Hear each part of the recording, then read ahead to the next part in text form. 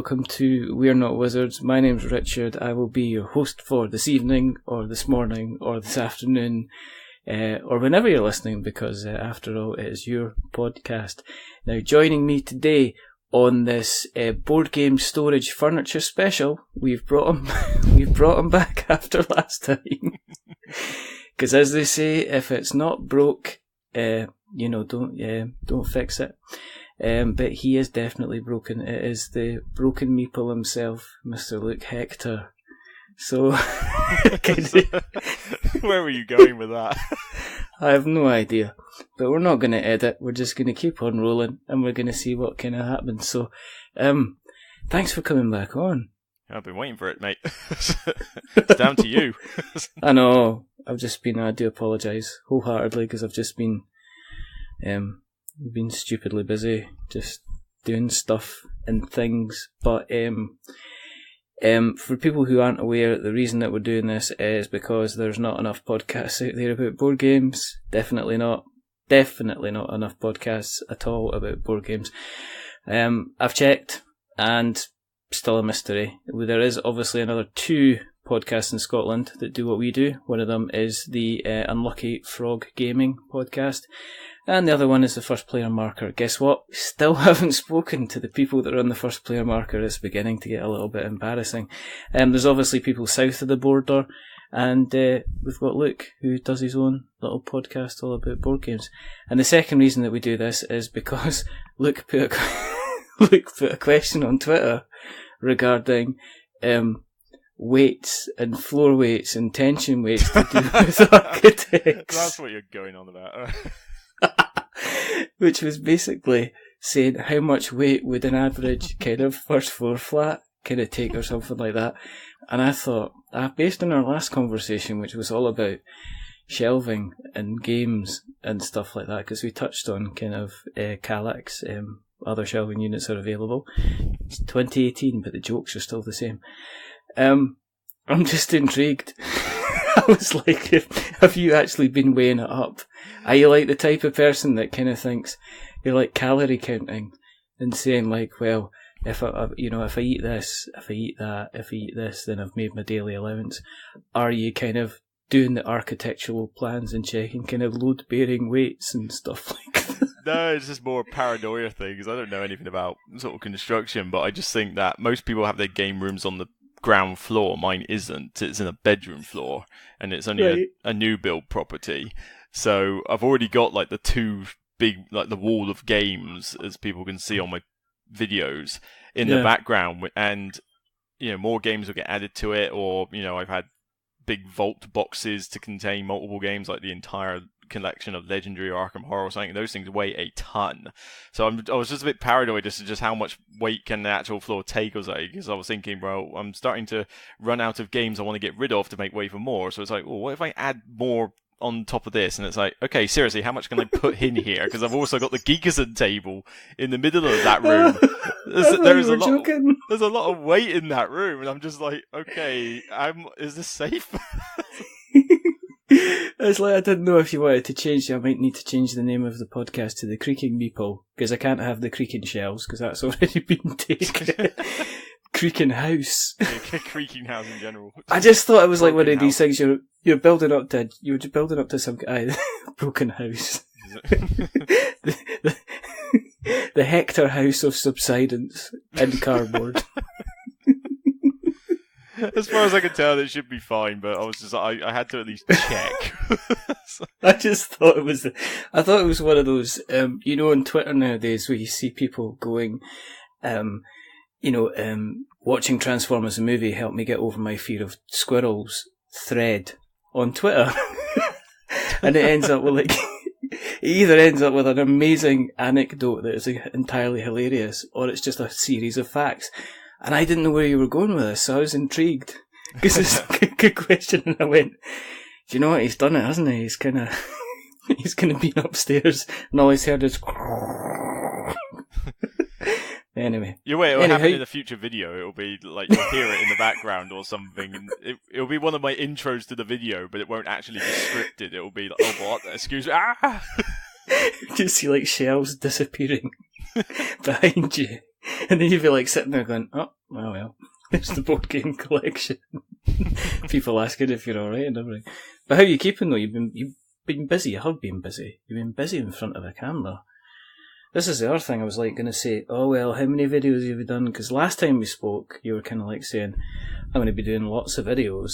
And I was kind of like, okay. And then you have just been doing lots and lots of videos, like tons of videos. It was a case of getting it started because it was the hard part of, right, need this equipment, need this setup, need this room, as it was, because I only moved in last October. And it just took a while before I felt like, right, I'm ready to make a start. And even then, I had to sort out, right, I need to know what intro I'm doing. I need to know what format I'm doing. Am I doing it for other people, monetization, that kind of thing. And it wasn't until about the summer where it's like, right, after the expo, got a bunch of games, got like review copies coming in. It was just, now's a good time to start. I'm trying to think of how many I've done, actually. If I've got playlist somewhere, season 2 review 57, so 57 reviews, 7 top 10s, and that top 100 of all time or something. So yeah, we're talking around the 75 plus mark since June. That top 100 was about 4 or 5 videos. That was 12. Well, that was 12 videos. It was 12 videos. Oh yeah, because it was 10 per video plus. You did a special on the number 1, which we can't talk about because we want people to go away and watch the videos because they're good fun. I think most people know my number 1 anyway, but it's like an open secret, isn't it? Yeah.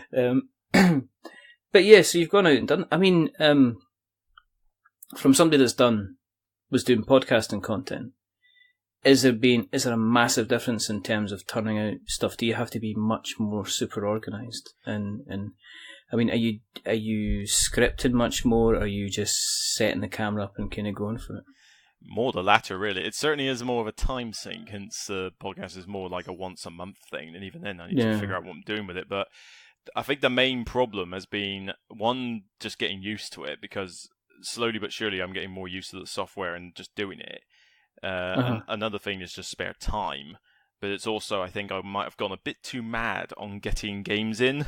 Like, I can put a few requests in and say, oh yeah, I'd like to look at those. And then I realise, all right, I've just asked for about 5 or 6 games and I can't physically get these played in a week. So things started overrunning. And I'm just, you might have noticed the output in the last few weeks has been something like 1 every 2 days.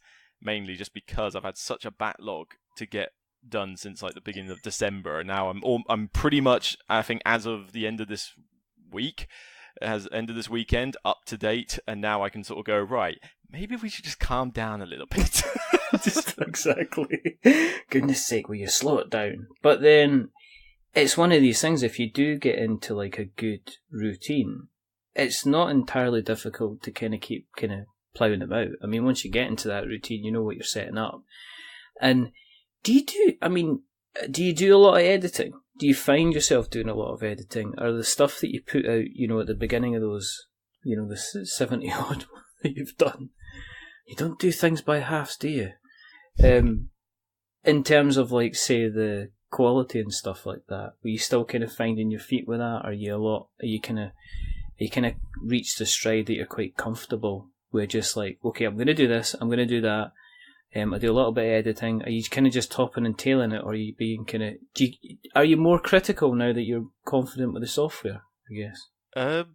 Critical in a sense that I try to at least avoid the blunders, but for the most part, the editing, as I've gotten used to it now, and I'm starting to experiment a bit more with like random effects that I can find on the internet or stuff like that, especially for the intros, which are kind of like a sort of 30-second joke in a sense, like the gag before the whole thing starts, and it gets more and more difficult to come up with something different every single time. But the editing's got to a point where like, okay, I'm comfortable, this is how I do it. You save what they call like assets within the software, so like you can bring them the same stuff back without having to redo it all. And scripting I've never really done anyway, podcast or videos. I'll know the gist of what I'm talking about, but at the end of the day, how I formulate my speech is in my head. I haven't got time to script it all. I've never, It's different from someone like, maybe like Grogan or whatever, and some of the others who script like crazy, and it's like, yeah, well, that's why it's like one video every like 3 years or something. It's kind of like because I haven't time to script it. I know. I mean, you must have been quite surprised when I sent you the links for the show notes we're going to be using tonight, with the length of questions, the appendices to the places we're going to be covering, and the topics as well. That must have come as quite a shock on how organised we were tonight. Did you not get that link? I got the link, but I didn't think it was much different from last time.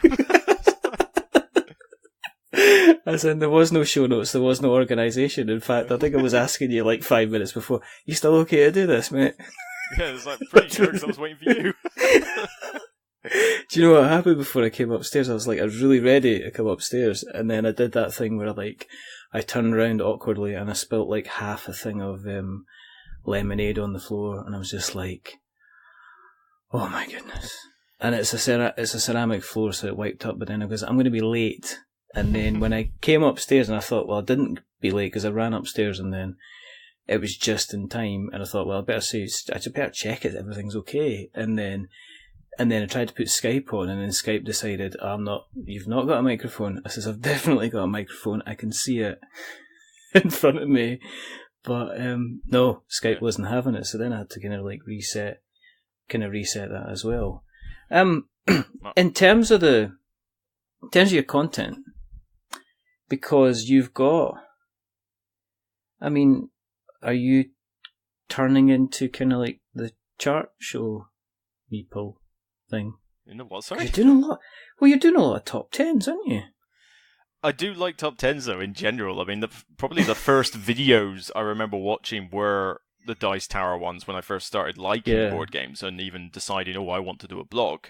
But the first things I remember watching were their top 10s. I think they're like their first co-op games one. I think probably the first one they ever did.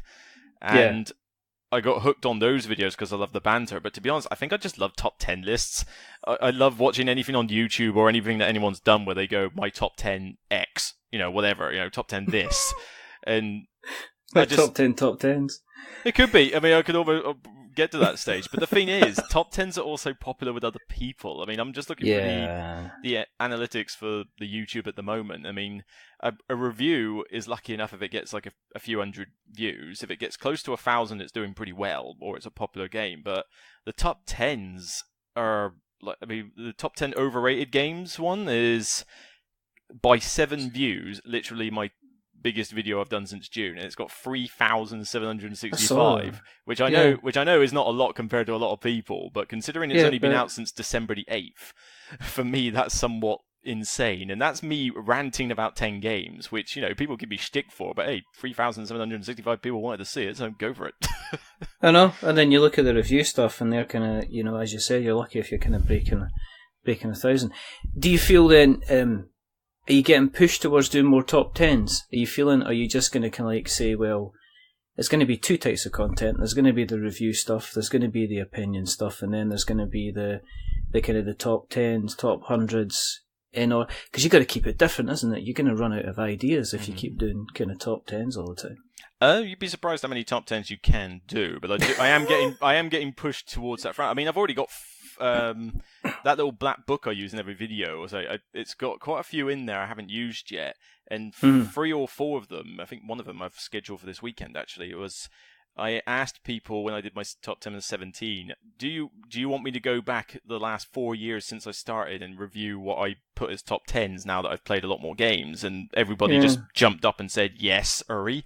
So I've done that. So there's 4 more lists already, just doing 16 through to 13.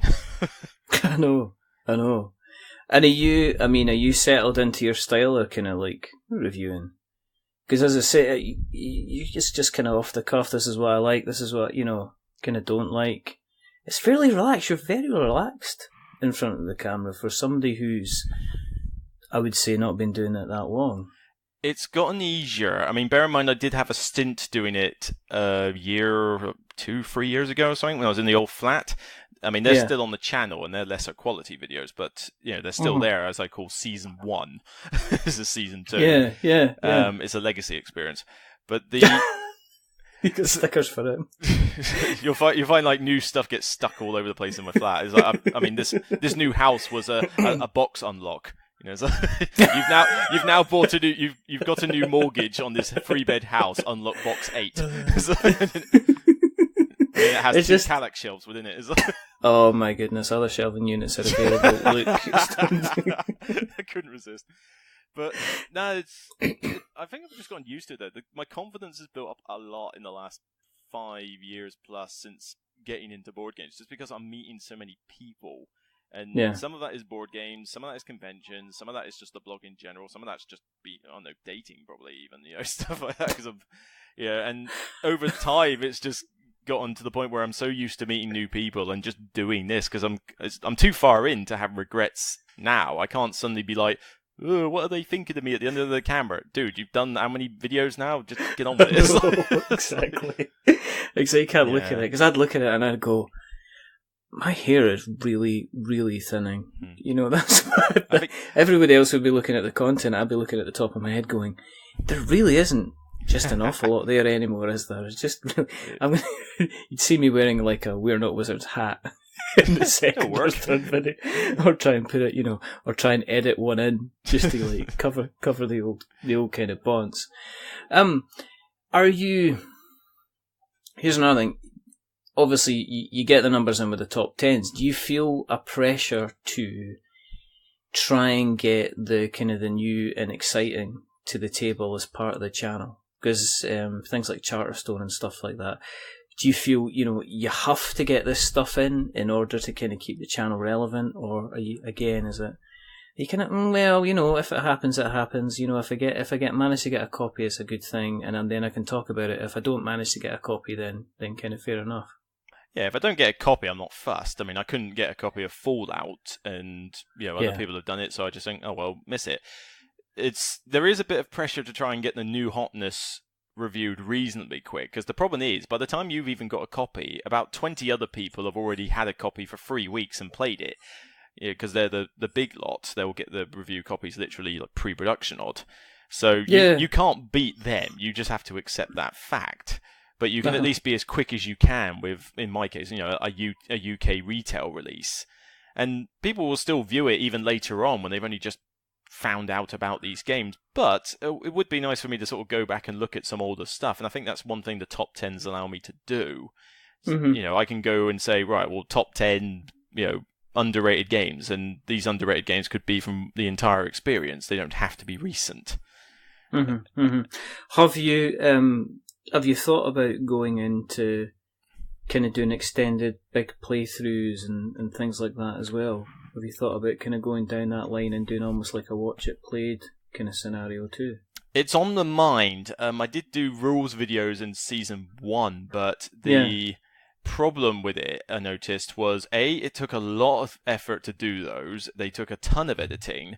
You had to make certain you knew the rules 100%, because as soon as anybody decided you got a rule wrong, they would hound you like crazy. So you've got to be careful. And to be fair, I just rely on Rodney Smith, most of the time. So it's great just to sort of watch him. But I do want to do something like that. I mean, I mentioned earlier I got ideas, and there's 2 in mind, which may mean I need to tone down the review content a little bit. But one is playthroughs, but I don't want it to just be playthroughs of random games. I wanted to focus on solo variants, because there are not many people out there that look at the solo modes for a lot of games. They'll say, oh yeah, this game is brilliant, but they don't look at the one-player mode in it. And those ones tend to get missed out. And it's like, oh, those would be easier to do. I can do it by myself. There's only so many extra rules, and people will watch it. And I've bought some kit that would allow me to do it. It's just trying to find the time to actually mess around with the kit and get used to it. Hence, I need to get this backlog out of the way in order to find the time. Exactly. But I forget what they're called, gimbals or something like that. They hold your mobile phone and it keeps it steady as a sort of cinematic style. Oh yeah. It's almost like one of those funny, fancy gyroscope things that you get as well. That no matter where you move, it always kind of keeps it up the same way. Yeah. I'm also not that technical. I'm just trying to guess. Well, they Did you get that idea when you were doing Charterstone then? Because I noticed that you spoke about Charterstone, and then but you were playing it from the point of view of a kind of a solo variant type of bit thing. That was mainly because A, nobody else was doing it, and B, because people were getting the review out so quick. And the Pandemic Legacy one I've only just put out is still only a halfway review because the group I play it with can barely meet up every couple of weeks. So trying to find another group that could say, oh, guys, can I just borrow you for 12 sessions of gaming as a marathon thing is nigh on impossible. So I just thought, if I can play it myself, I'll do it myself. We'll see. It's got the variant. I'll try it. And that was just more of a coincidence. I've had this idea for a good few months now. I just haven't had the time to mess around with the thing. But I mean, there's, the Vital Lacerda games have got good solo modes. There's solo games like Hostage Negotiator. Otis, the recent game Otis, has published a solo variant that not many people know of. That people have said, oh, can you do something for that? And it's like, well, give me a minute. Because I've just added it to the list. I'm trying to cook my dinner, if you don't mind, while editing this bit of video kind of thing. So that's one thing. And the other part was something similar. I think Suzanne from Dice Town might have done this a while back. I'm not sure if she still does it, but because you can get away to, I've got the software I use allows me to record my screen on the PC with kind of like my own sort of webcam thing in the corner. And I could wear the headset because the headset's decent enough. As long as you're hearing me fine, it's a decent enough microphone on it without having the PC noise get in the way. But I wanted to do more sort of playthroughs of apps. Now, I have no idea how you use Twitch or anything like that, so I wasn't really considering Twitch streaming, but you could record something for YouTube. It doesn't have to be live. I suppose you could do it live, I don't know, but just recording it would be good enough.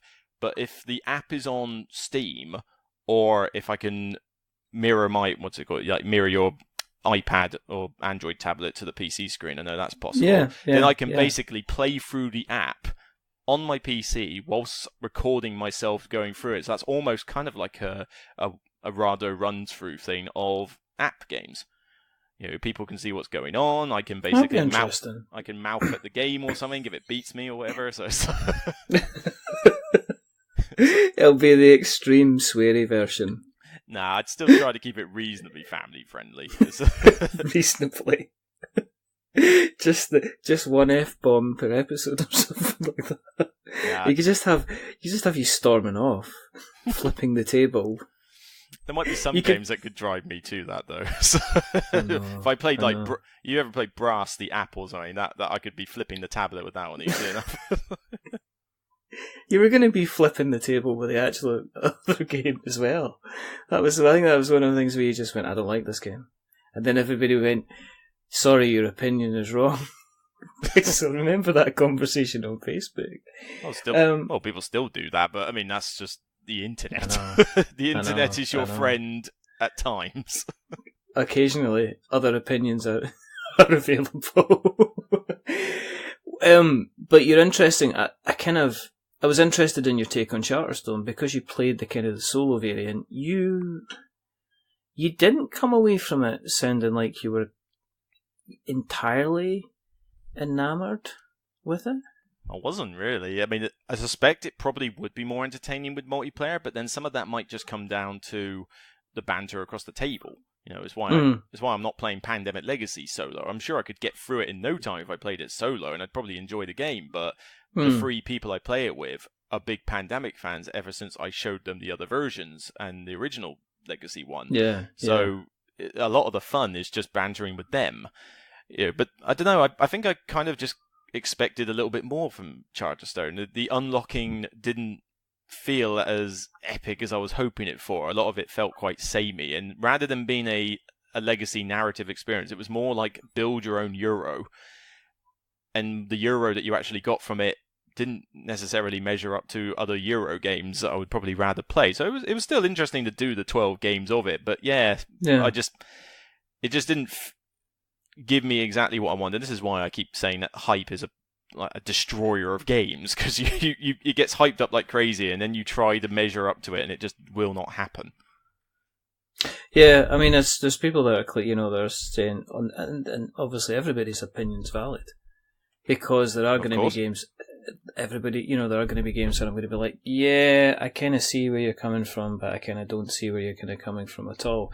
I've yet to look at a copy of Charterstone. It'll probably be something that I will kind of pick up. The thing that puts me off is the legacy side of things. I can see me starting off a kind of a legacy game and then getting kind of 3 or 4 games in, and my fear that is if it isn't absolutely captivating, that I'm going to end up getting, the 4th game in, then having to struggle get the 5th game in, and then when it comes to like maybe the 6th game, people are just like, no, let's play something else because I've kind of got the latest new hotness, and that's the only thing that kind of concerns me a bit. I found that it's not, yeah. I found that out with it, actually. I mean, by the time I got to, say, like, game 9, 10, I was starting to get to the point where I'm like, okay, can we just get through this now? I've kind of unlocked everything that's interesting, and even then, when you play it solo, you don't unlock everything quite as quickly as you could in multiplayer, because the computer opponent is more concerned about getting VPs. Yeah.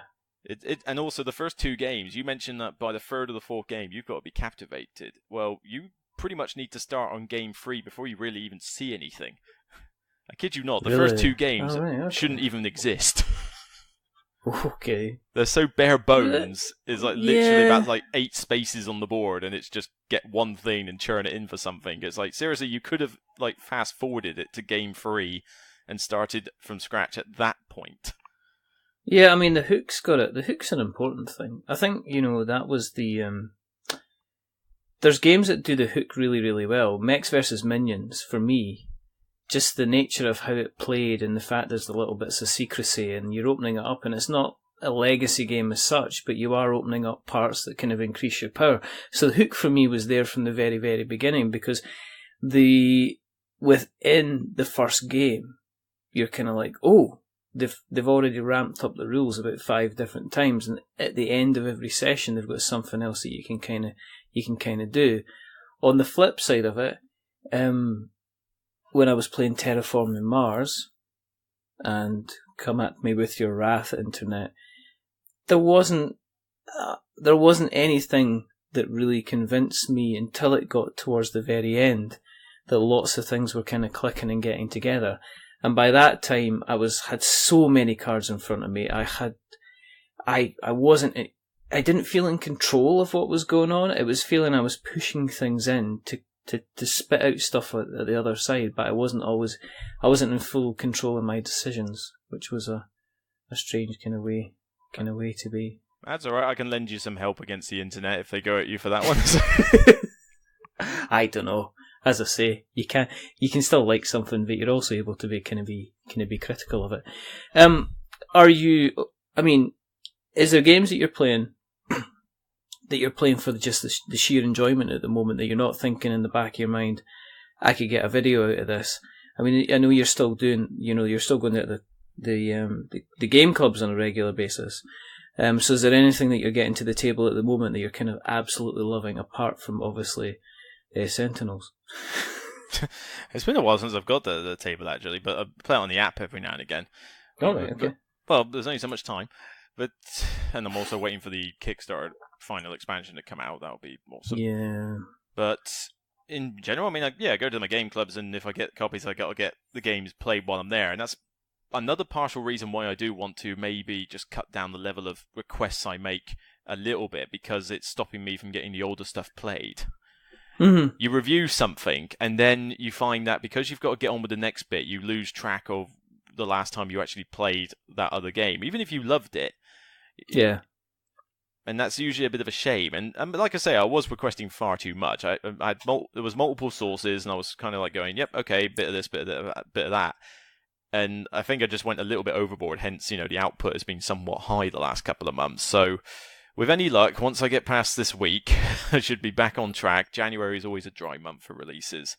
And then I might be able to start maybe like focusing on specific games a bit more. Like, there are some reviews that I've done where I'm sort of thinking, did people really want to know about that? And you can tell from the views, that some games people weren't that fussed about.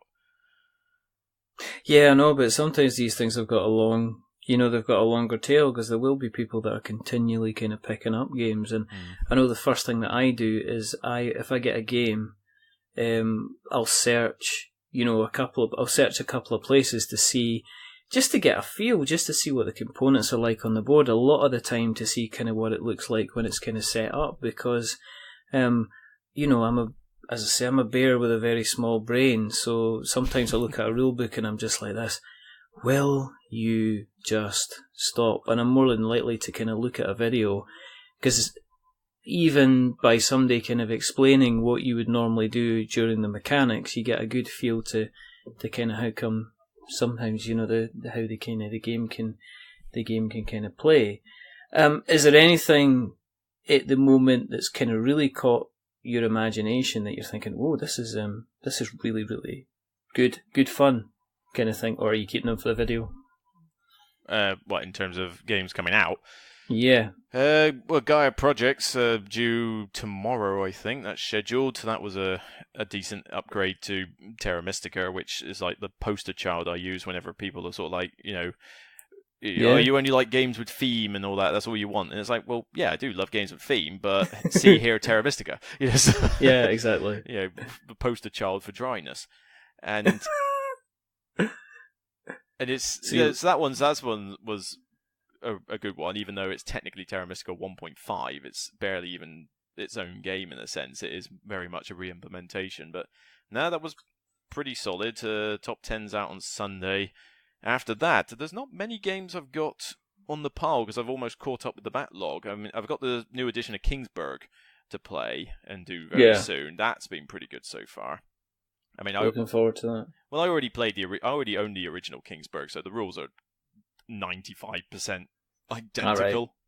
In fact, so it's like the patch version, then the 1.1 version of the game or something like that, is it? It is basically a reprint. I mean, the main thing they've done, I think the rules are 100% identical, or if there is a change, it's so small I can't tell. The main thing that's different is that they combined the expansion to Forge a Realm with it. So now everything from that is in the box, which is fair enough because that expansion was mandatory when you bought the game. So, so now you've got them all. The component quality's basically been upped a bit. The graphic design and artwork's changed, and it's divisive, but I think it's decent enough. And the only actual new bit is one module that they've added. That's it. There's one expansion module that's the only new part. So woe betide you if you are an owner of the first edition of Kingsburg and you think this new module is the hotness, because you're going to have a tough decision to make about whether you want to fork out for a new edition just for it. It's like getting like a new car just because it's got the cup holder in it. Or something like that. I can put my hot drink in that now. That's worth £18,000 of my money. Kind of thing. Sounds a bit like my last car upgrade, actually. My goodness! There was only so many. There was only so many new things with it, but I mean, I needed anyway. I needed a newish car at that point. So, but when I sort of think about it, there was only so much stuff the new one had, but it was such good stuff. Was the cup holder, when you pressed the button, did the cup holder come out like really, really slowly, like a really, really good CD player? No, nothing like that. Just like sixth gear and cruise control and things like that. The original car still had my favourite feature on it, which was the start button. That's all I care. That's all I want in a car. I hate any car that involves me turning a key. It's like, no, I want the start button. I want my spaceship. This is Thunderbirds. What kind of criteria is that for buying a car? Do you like this one? Yep. Mercedes. Yep. It's got it's one careful owner. It's got 27 grand off it. Okay. So it got a start button. Yeah. No. Right. Don't knock a start button. Every game should have one. No, it's the car we've got. What you do is you don't even put a key near it. Well, you have to put the key near it. You keep the key in your pocket. You press the clutch in, and it's got the glorious start button, so I can see where it is. But I like I like being able to overwind the engine and wreck it and go kind of thing. So. And that's why your car's on the way out. Exactly. That's why my car's an absolute kind of mess. I know you're getting obviously a lot of games through suppliers and stuff like that. How does it kind of work? I'm not asking you obviously to tell your secret, but because you're producing like regular stuff, are you getting people kind of contacting you saying, do you fancy doing a video of this? Do you fancy doing a video of that? Or are you just kind of like getting a kind of a healthy, steady stream of stuff? Lord knows, certainly not on that kind of front. It's more, it's not even suppliers really. It's more sort of retailers and distributors, and I still have to put the requests in. Occasionally they might ask for something, but mainly it's like, oh, this is your new releases. Do you want coverage on this? It's more of a gentleman's handshake kind of arrangement. Certainly, I don't have, I wish I had people like Fantasy Flight and AEG and Asmodee sort of coming round and saying, oh yeah, we're about to release this new hotness. Here's a copy for you. We don't even need to ask me. It's like, yeah, I wish, but they come along with like the steel suitcase and they kind of sit down and go, now look, just take your time, and they kind of flip it open. It's like one of those like Pulp Fiction or something, and the gold light comes up and you go, do you want to see this? Yes, I do, kind of thing.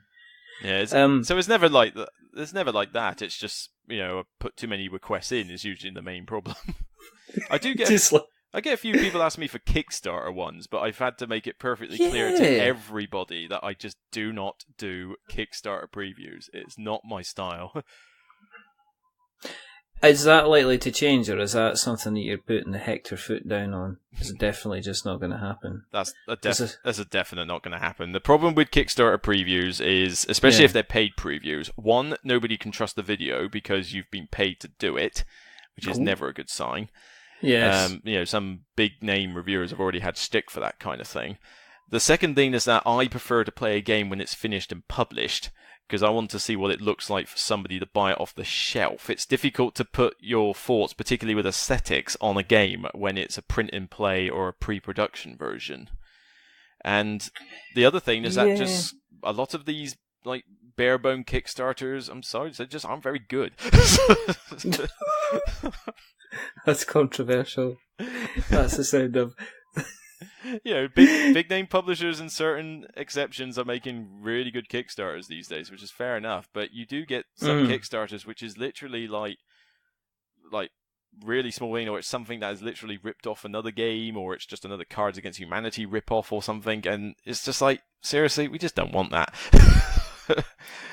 But has there not been stuff that you've seen on Kickstarter that you thought, oh, actually, that would have been quite nice just to maybe have a little copy of that? Things like your Dinosaur Island is hitting the shores now, and there's Wasteland Express delivery services kind of kicking about, and we've got Giant Killer Robots is apparently making its way from the Weta Studios in New Zealand, so you're not being tempted just in case, or is it just no, we're just going to leave it alone? Well, if Simon turned up and says, "Would you like a preview copy of Hate?" I'd still be hesitant. That is a gimmick. It's just such a big gimmick.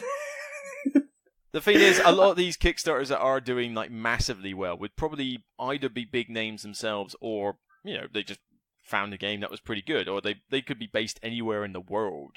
Most of my people that have come to me are just going to be like Joe Bloggs down the street with his first design. It's not going to be anything that, and like I say, you do get exceptions.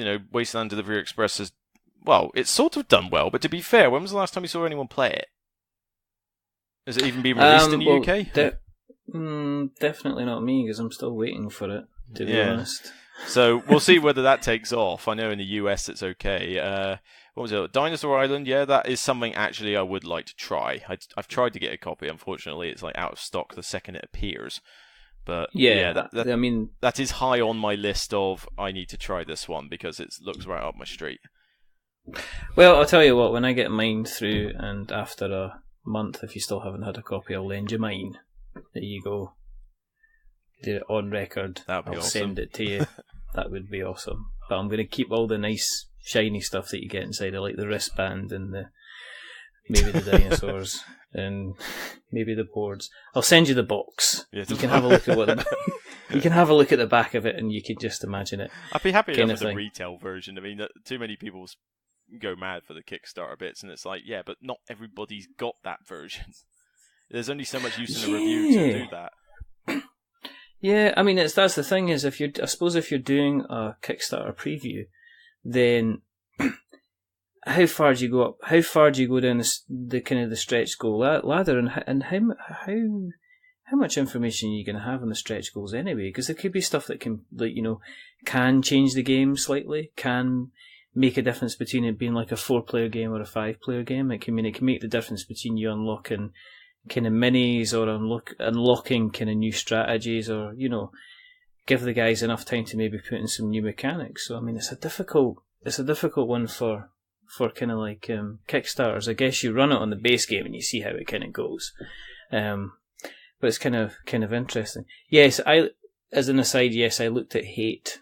I looked at the price tag, which was like $120. Yeah, it's getting ridiculous now. Yeah.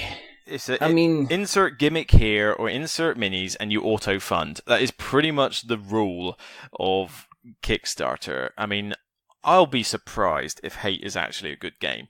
I'll be immensely surprised. But the fact that it's got so much controversy going over it is why it will succeed as a Kickstarter.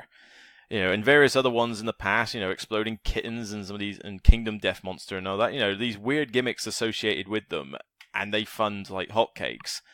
And Nemesis is the new one at the moment. I mean, I've only looked at it briefly. It is by one of the publishers is Rebel, and I do like their stuff. And to be fair, it does look gorgeous. I'll give it that. It certainly looks pretty good. It's got a very awesome cover on it. But the first thing I notice when I go through the Kickstarter is, look at me and my giant minis, and buy me. And everybody funds it, because to be fair, I want that Queen mini. That Queen Alien mini. Just have it sitting on the shelf. Yeah, but it's just like, for crying out loud, is it another game that's all about the minis? And it may well be an absolute belter and fantastic and everything, but my first inclination, if you show me a Kickstarter with a bunch of minis that funds in no time, I'm just going to assume it's the minis until somebody shows me the game. Yeah, well, I think Hate's... Yeah. I've had people saying Hate is...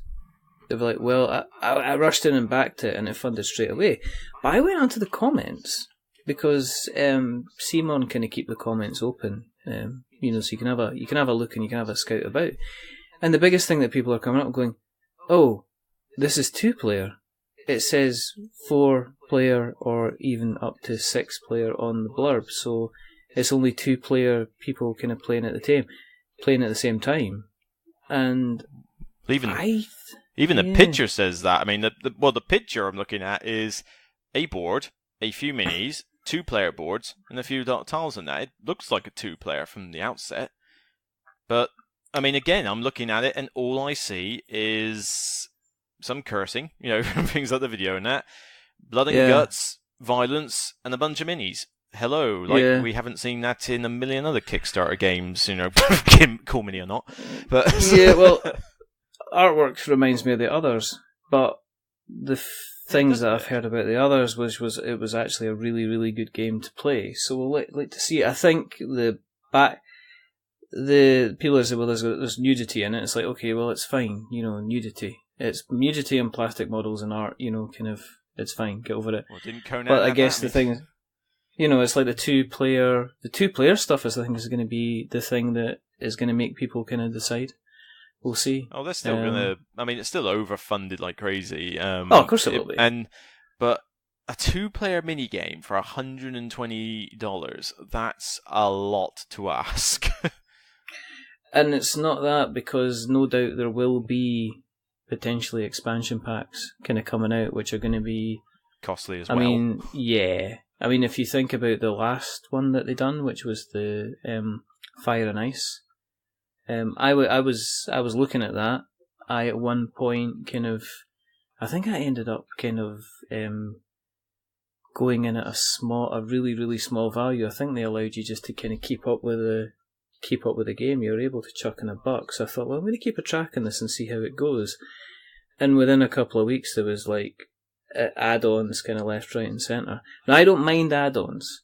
I don't mind somebody saying, okay, if you want a dice bag, it's an extra $10, or if you want this, it's an extra $15. I understand that for some campaigns, it can make the difference between them funding kind of well and really, really well.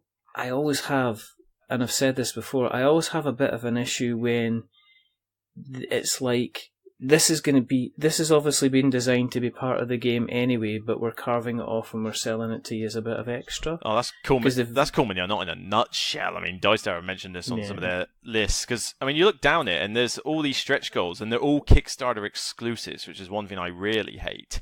I don't mind if you put in the odd few Kickstarter exclusives if they're not like major changes, but to say, oh yeah, there's so many cool extra models you can get, but only if you back the Kickstarter. It's going to make the retail version rubbish in comparison. So it forces people to buy or pay loads of money for this and add-ons. I mean, I think I did back Rising Sun in the end, but I got to admit that was a rip-off because it gave you a fair amount in the box. But then the only way to justify having the best copy ever was to pay the same cost as the game to get the extra add-on minis, and that's kind of how Cool Mini or Not basically get you with all the add-on minis. Have you had your copy through? Have they fulfilled that yet? Nope, still waiting on Rising Sun, but I don't think they're fully finished with it yet. All right, okay, that's fine. I look forward to it though. Hopefully it will work. At the moment, I think I'm waiting for Empires of the Void 2, which apparently is sitting at the postal depot currently. So, ooh, okay, that one I can't wait. I'm waiting for it as giant killer robots. And as I say, this did you see that campaign? No, but I mean the name alone, I'm sure would get people interested. It was. It certainly got the little robot geek in me kind of going, what? Giant big robots with guns fighting each other through a city, and everything's coloured and pre-painted. Okay then. How do I get involved then? But it was Weta Studios, and they did a really, really good campaign, and they've kind of kept it in a kind of a dystopian type character. So even kind of all the updates and everything like that were kind of fairly jokey and fairly fun. And yes, they had like little things you could buy, but it was like cosmetic items. It was almost like loot boxes in a game, but the stuff that you were only getting was maybe extra costumes and stuff like that. It never actually seemed to have any effect on the game. They had one expansion that allowed you to get like a smaller scout robot that could run about and have some extra skills, but everything else was just like upgrade to these tokens, have this dice shaker, stuff like that as well. So it was kind of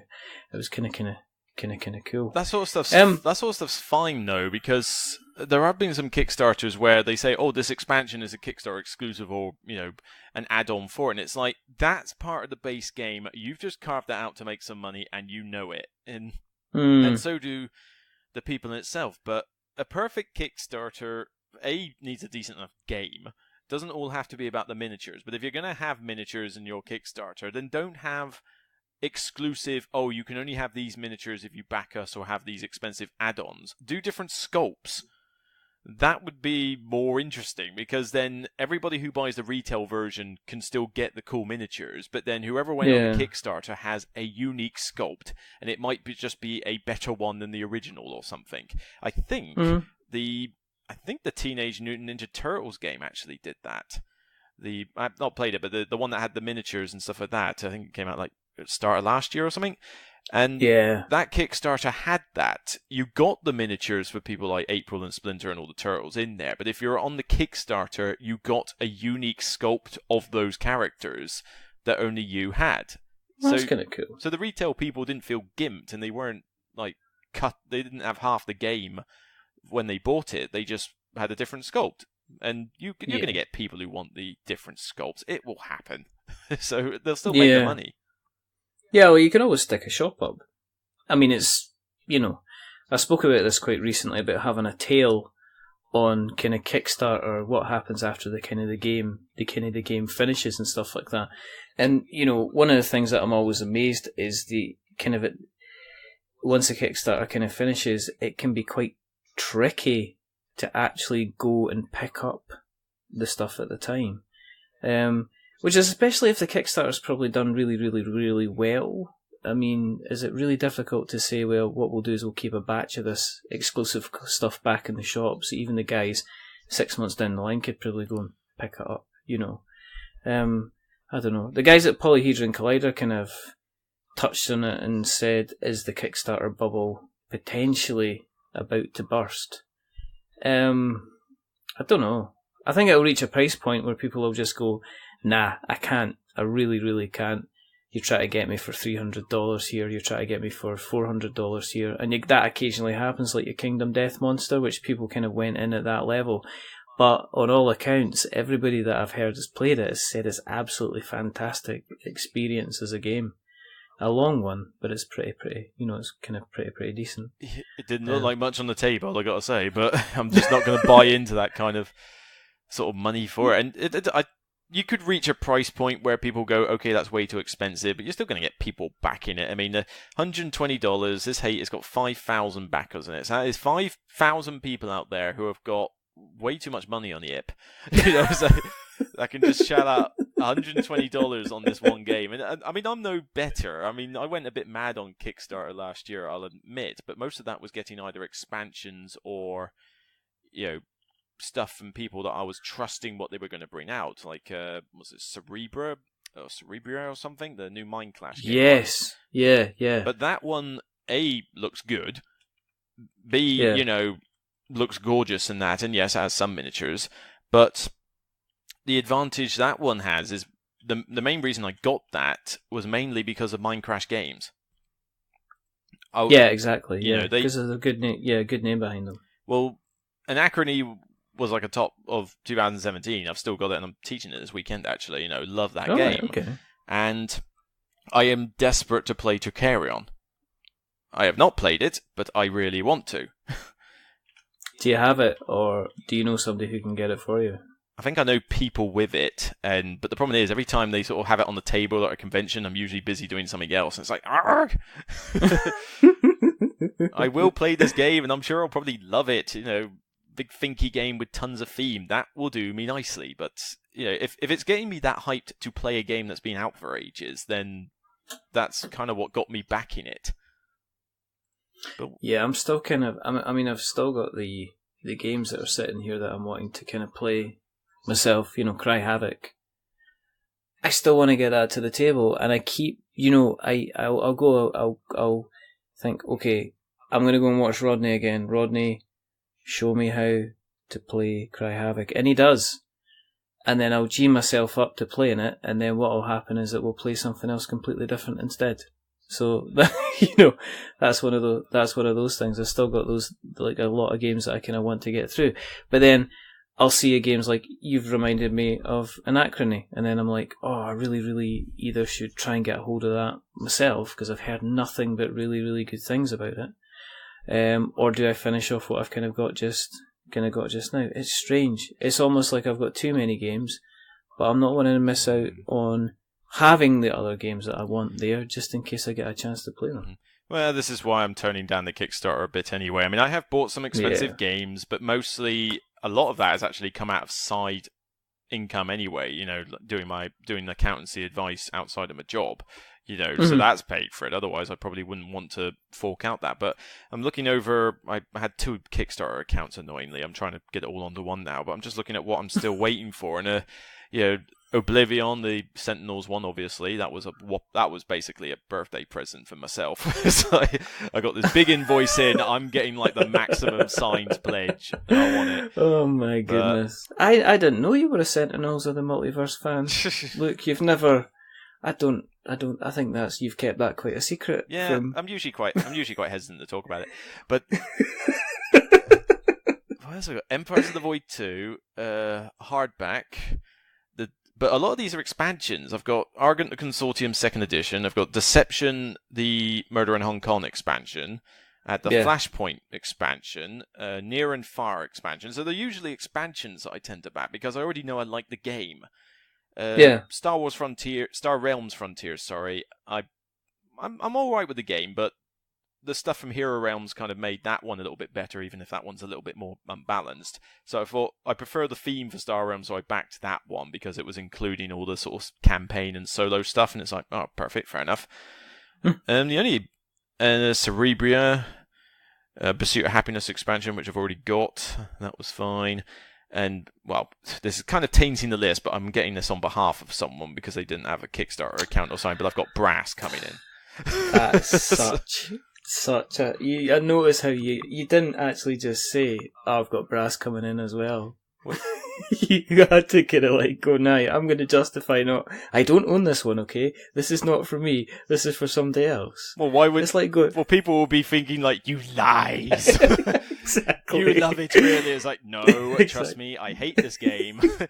I don't care if it's one of the prettiest looking games I've seen for next year. It's still not going to wow me. I know. Look, Hector corrupted, confirmed. You heard it here, folks. It's like you call you clickbait Hector from now on. he just wrote that thing about Brass to get some more to get nasty comments on like Facebook. Well, to be fair, they'll be first attached to this podcast. Yeah, I know, it's fine. We'll be fine. We don't get that many nasty comments. And anyway, I just ignore them and just say I'm fine. I'm quite shallow and self-centered, so within 5 minutes I'm like that. Yeah. My hair actually doesn't look too bad today, to be perfectly honest. It's good stuff though. Got the dice towers on there as a pledge, that's obvious, but yeah. You imagine if you didn't, you'd probably get a phone call. Sorry, Tom, I'm just a bit sorry, I spent all my money on Rodney Smith. Just imagine how well that kind of goes down. But you've moved. I mean, this is us getting back on topic. Do you like that when I do? I'm going to the higher voice. I'm just bringing this back in. So you've moved. With a podcast, you started doing the film reviews. Yeah, I was trying to do something a little bit different with it because I was struggling to think of anything actually interesting to do with the podcast in general. I mean, I'm trying a new segment out at the moment, but even then, that's just another segment. It's kind of like, what? There's only so much you can do with a podcast when it's just yourself talking. So it gets a little bit hard to make it interesting. But it was more the case that I don't just like board games. I like most stuff out of geekdom. And movies is a big thing.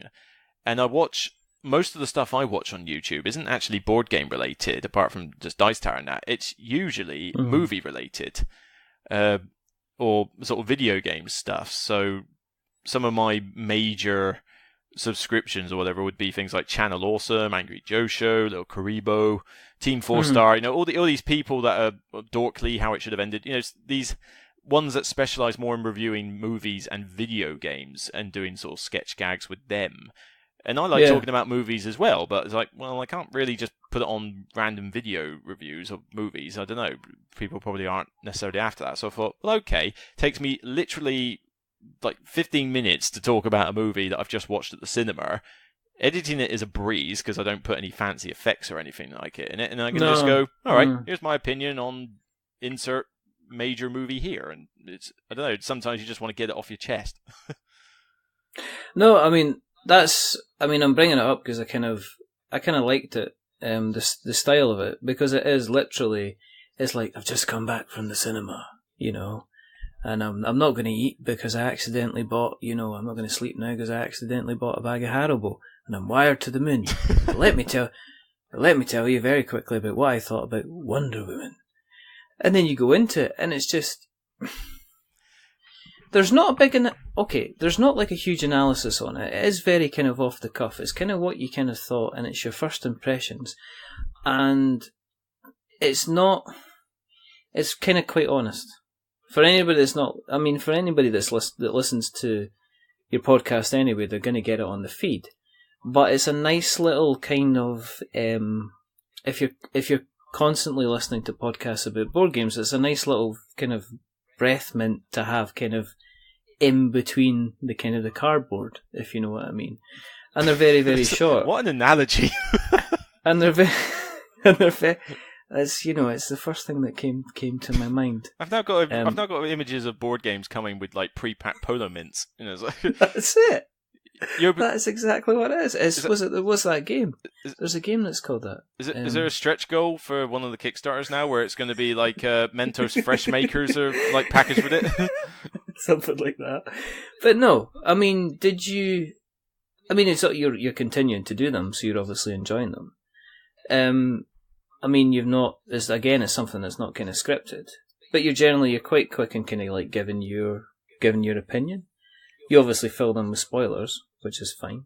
But I mean, is that something you're going to kind of continue with? Are you going to go into other things? Are we going to get like the inked meeple? Are you going to be talking about kind of like comics that you've done, or the Beeple Meeple? You talk about music. I don't read any comics, and most of my music is just random stuff I find on Spotify, so there's not really specifics there. I mean, the movies is the main thing. Even video games, I haven't got the time to play video games anymore, so I can't even do stuff like that. So it is more just a movie thing, and even then, it's mostly geeky movies or geeky related bits anyway. Because I've done. Sometimes it's a case of, is this the new hotness at the cinema? Right, or let me talk about this. Is it a controversial movie topic? All right, let me talk about this. I mean, I got so annoyed and angry over basically idiots, as I'll call them, because they pretty much are, controversial, but going on about it's not your podcast. True, yeah.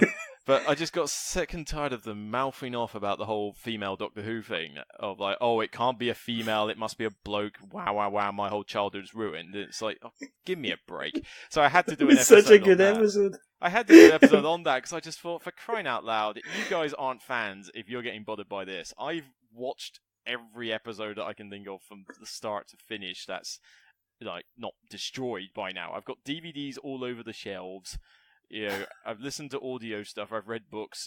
For crying out loud, I may not be the biggest fan in the world, but I'm a fan, and I am not bothered by a female Doctor. In fact, I am looking forward to it. It's about time we actually had this thing. It's a cracking thing, because it was kind of like, here's my reaction to what we think about the new Doctor Who, and it was pretty, it was kind of decent. I was loving it, but then there were other ones as well. The second one I think I did was the Ghostbusters remake. The female one. And again, half of that was down to, okay, I got to find out what everyone's banging on about with this. And then also to address the whole, okay, people, will you just get over yourselves about hating on ladies being main characters? Because there was a bit of both with that one. Granted, the film's not very good, but it's not deserving of the hatred.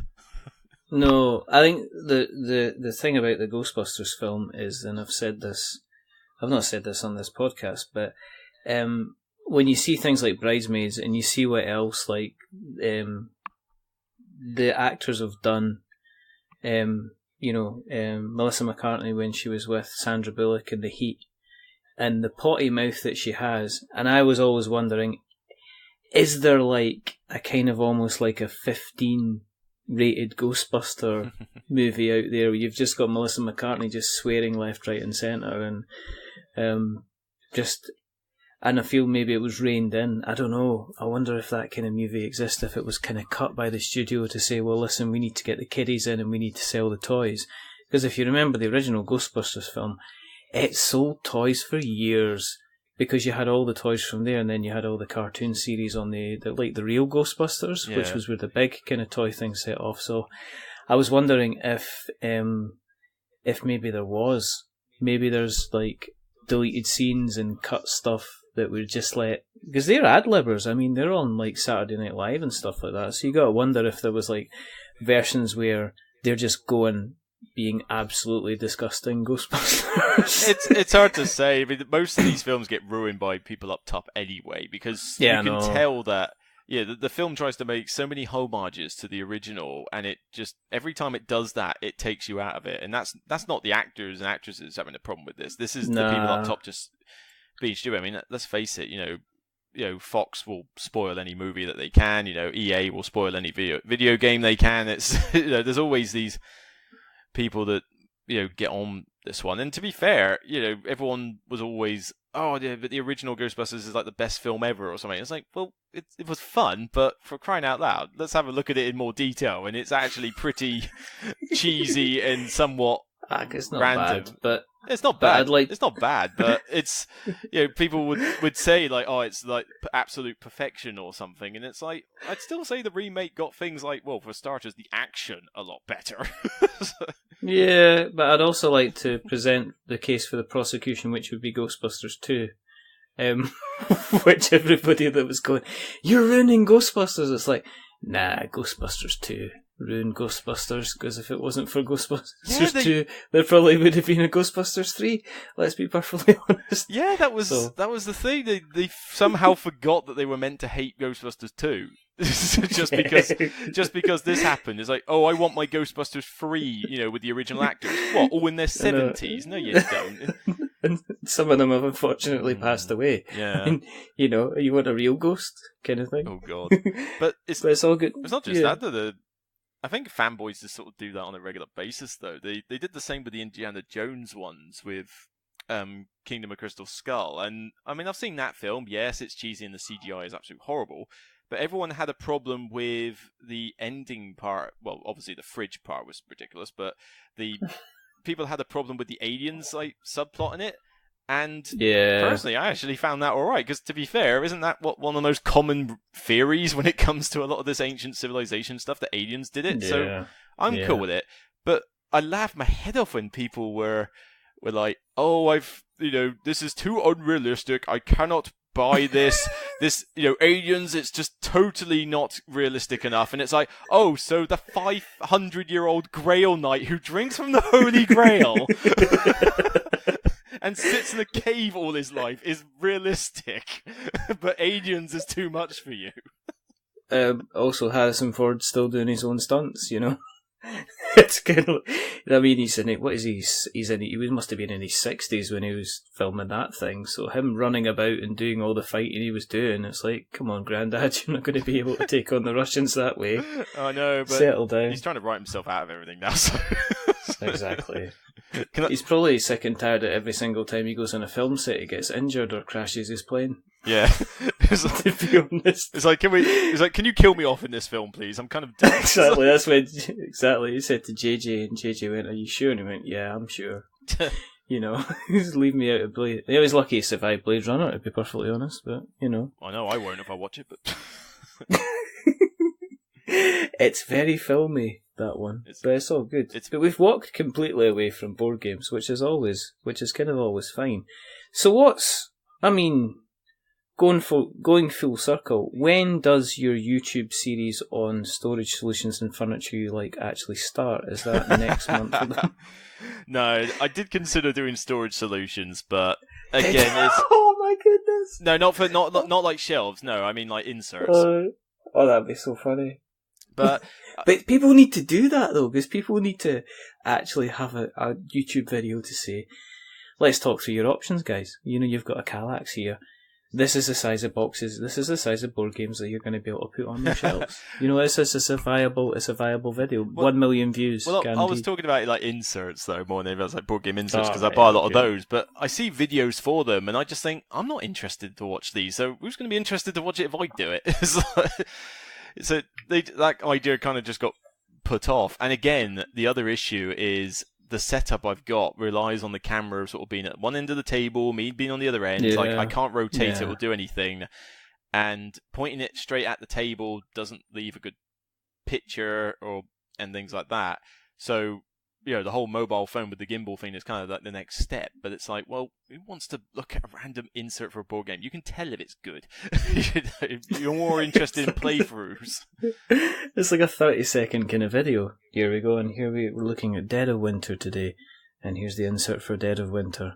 Well, the other... Let's appreciate that insert for 30 seconds, silence. And then say, and that was the insert for Dead of Winter. Join us next week when we cover Terra Mystica. And next week I'll cover this chair. Exactly. Because it move it in. It's not gonna. It wouldn't work. And the other downside though is that, like I say, I can't use my main camera to point it at the table very well. At least not for a decent picture. The problem is that if I use the stabilizer on my mobile phone, that means one of my hands has to continuously hold that thing. So if you want to try and manipulate lifting the box lid off and messing around with an insert with one hand.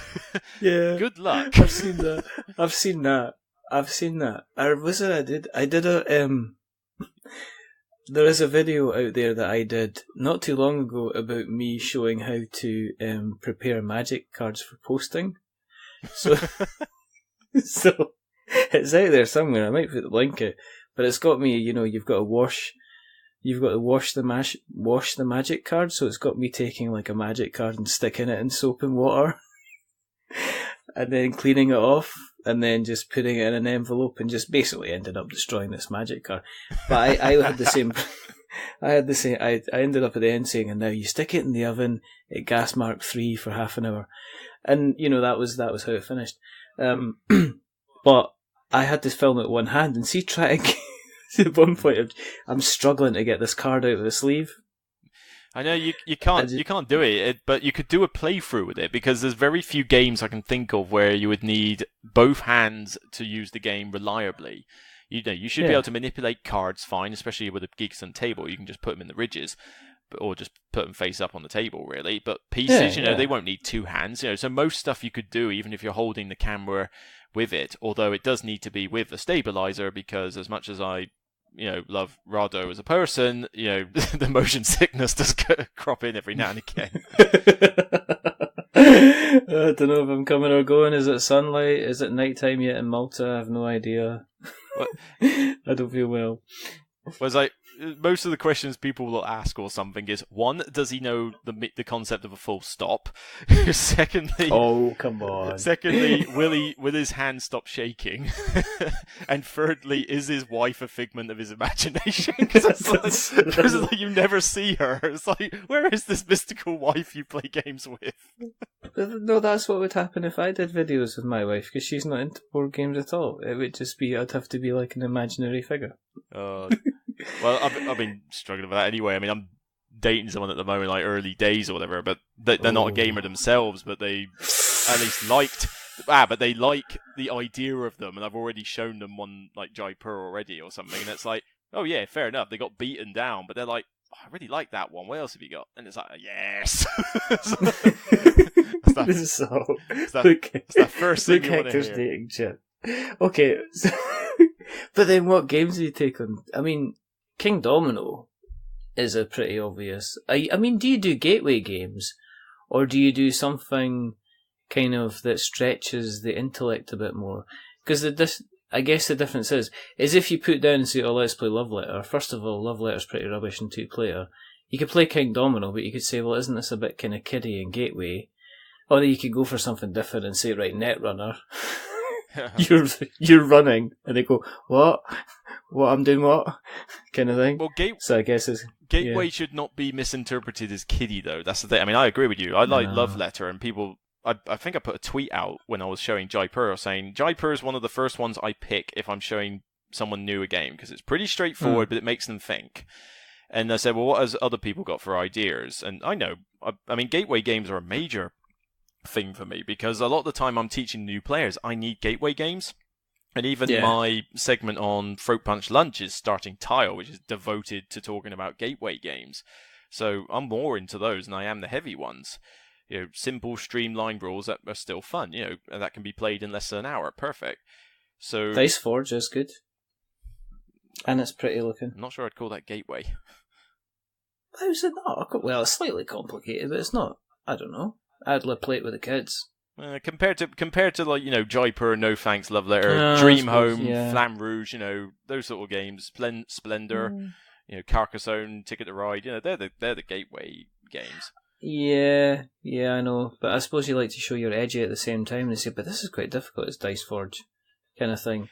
So I work up to that. It's because if they've never seen a modern game before, then any little thing is going to be hard for them to grasp. And it's like, well, get them into the gateway stuff first, and then you sort of assess. Okay, was that too much of a struggle? Was that really easy, or was it something? And then you can sort of go, right, well, from that point, how about this? And do you have you got lists already made just to say with like little kind of outcomes and points? No, this is just what I get from experience. Have you written a macro just to kind of check which way I'm supposed to go? I didn't like Jaipur. Oh, Jaipur was good actually, but maybe we could do viticulture. Viticulture actually might be quite good. I wouldn't call that gateway, but not at all. Especially as I play it with Tuscany and all the bits. But but you could stream it down and just have viticulture. But then it wouldn't be. You could have a nice little glass of wine at the same time. But then it wouldn't be as fun. Oh, for goodness sake! It's viticulture. You got to have Tuscany with it. But no, I mean, yeah. So it's not that I list it. It's just something I observe, and I've taught a lot of people. I mean, I do like the charity events for Dice Portsmouth and a few of those. And for those, you're teaching people who have never seen games before, and you just pick up on these points. You know, some people are always adamant that, oh yeah, I can teach this. I can teach so and so this hard game, and they got it fine on the first time. And it's like, I'm probably willing to bet there's some background reason why they grasped it better, whether it's because they're into other geeky topics, or they're geniuses themselves, or they're into geekdom in general or something. Yeah, there's gonna be another reason. But I mean, if you're gonna compare someone like that to, say, my parents, trying to get them to learn any game is a nightmare in itself. But I've managed to succeed with, you know, stuff like Dixit and Sushi Go, Dream Home recently, you know, Ticket to Ride. My dad loves that one. So it's, you've got to start with something simple. And I know some people get on the case and think it was like, oh, do you underestimate your opponent's intelligence? And it's like, well, yeah, you kind of need to, really. It's like, at least to begin with. And that was dating tips with Luke Hector. That's got nothing to do with dating. That's just general gaming. Just general. Oh dear. I know, but what would you do? I mean, that'd be the worst thing, wasn't it? If you're out dating and just say, I play board games, and like, what? Then what? Like Monopoly? Oh god, that drives me so much. I even had to put swipe. I even had to put that on my profile to say, do not mention the word Monopoly. Because I was getting sick and tired of people using that as an entry line. It's like, oh, for goodness. But that's somebody that's actually trying. Yeah, but they're not trying hard enough. It's like, call me picky, but I'm like... Oh dear, you want this prime specimen? So do your research if you're going to... Some research. You're not just going to turn my head with a mention of, like... one of the worst games, yeah. It's like... No, I played Monopoly Gamer recently, and I was pleasantly surprised about how non-awful it was. So, it's fine. It's all good. I hear it's actually one of the best ways to win it is just to buy houses and not hotels, which is kind of cheesy, but... Yeah, it's fine. It's good. It's a kind of like a good old game. So, what can we expect from you in the immediate future? In terms of the channel and that, well, like I say, I'm definitely going to start. Well, I'm not asking if you're taking me out for dinner or something like that. All the way up to Scotland with your appetite. Yeah, that would be an expensive date. That's not nice. I'm just carrying a little bit of holiday weight. All right. We can't all be the Captain Jim Bunny that you are. Oh, I'm out for a run today. Just did 52 miles. It's got nothing to do with weight. I've got an aunt and uncle who are like Scottish themselves, and they can eat me out of house and home. It's like... That's nice. It's nice to yep. Okay, make me feel insecure. I'm gonna have to go. Nothing to do with weight. Fasting tomorrow. Nothing at all. Yeah, but what's the plan for the channel? The channel thing. But like I said, the channel thing. Not the more insults. We got side. Come on, I'd take it worse. But the swipe left. That's your problem. Left. left. The channel itself is, like I said, I want to look into the playthrough things, and maybe at some point in the future I will find some time with this, with January and February being quiet for releases. I can sort of go, right, I'm going to play around with this, I'll get some test footage done or something of maybe like playing through an app on my PC and doing a solo walkthrough or something. And they won't be full published videos, but I'll try and get some test footage up just to say, look, this is what it looks like on the first attempt. Does it look good? What's the improvements you think I can make? And then I can sort of stream, improve it and then get like proper stuff on. And it would be nice to do something like that. Certainly you're going to get more top 10s. Maybe you'll get less reviews as a result, so that I'll stop asking for every single game that comes out. I mean, I'll still play as many games as I can, but there are other people I know who buy games as well, so I can still do top 10s of the year and play a ton of new releases anyway, but I don't need to ask for every single one myself. Absolutely. No, exactly. Exactly, because, and then you don't have to be asking questions on Twitter about whether or not your house is going to hold up if you get any more cardboard. True, yeah, I can sort of keep it down. Which is still brilliant. Where can we find you on the interweb nets, Mr. Hector? Pretty much just search for the Broken Meeple and you'll find it. search for it on Twitter, you'll find it. You'll see the logo. Search it on Facebook, you'll find the page. Twitter at the Broken Meeple, you'll find it. In terms of the blog itself, the address is brokenmeeple.blogspot.co.uk. Again, pretty much if you just Google search the Broken Meeple, you will probably find it all. That's all good. No, what we'll do is we'll put other search engines are available. No other. Yeah, don't use Bing. What did I see? I saw an old cartoon, and it still made me laugh. And it was Firefox, Chrome, and I think it was Internet Explorer, and it had like Firefox and Chrome and going, what do we want? And then it was like the next page, it's like faster browsing, and then the third thing is it's like they're going, when do we want it? And then the next one it's like going now, and then you've got Internet Explorer going, what do we want? So yeah, it's just like slowness. I think I might have seen that actually. Yeah, probably. That sounds familiar. Probably. It's going to get cut because that was rubbish. If you want, but check out Luke's stuff because it's good. His videos are excellent. His podcast is really, really good because I couldn't sit there for the time that you sit there and just talk into a mic because I would probably not do it. I just, hats off to you for continuing to produce the content that you do, especially the podcast. And the film stuff is really good fun. It's very, very quick. It doesn't overstay its welcome. As I say, it's a good laugh. As I say, we will take all the notes as usual and we'll stick them in the show notes so that we've got notes to show. If you want to keep an eye on what we're up to, head over to... You can find us on Twitter, which is We're Not Wizards. You can find us on Facebook, which is We're Not Wizards. You can find us on Instagram, which is We're Not Wizards, which we are starting to post some more content on there. We have a YouTube channel, but we didn't have any videos. But Podbean, that's our podcast host, they automatically put all of our podcasts onto YouTube automatically, which is very, very nice of them. If you want to find that directly, because we knew there are some people that like to listen through YouTube as well for some reason, you can find it on youtube.com/c/We're Not Wizards Tabletop Podcast. You can find us through the usual kind of podcast catchers, your Stitchers, your Spreakers, your Acasts and Podknives and all these different wonderful kind of places.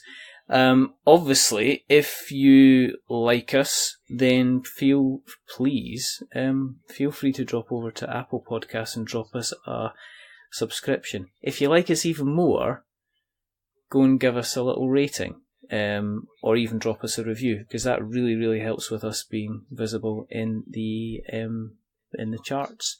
As we say always, if you are going to give us a rating, don't give us a 10, because that will make us big-headed. But don't give us a 1, because that'll make us cry. Give us a 5, because it's in the middle, and it's average. And we're decidedly average.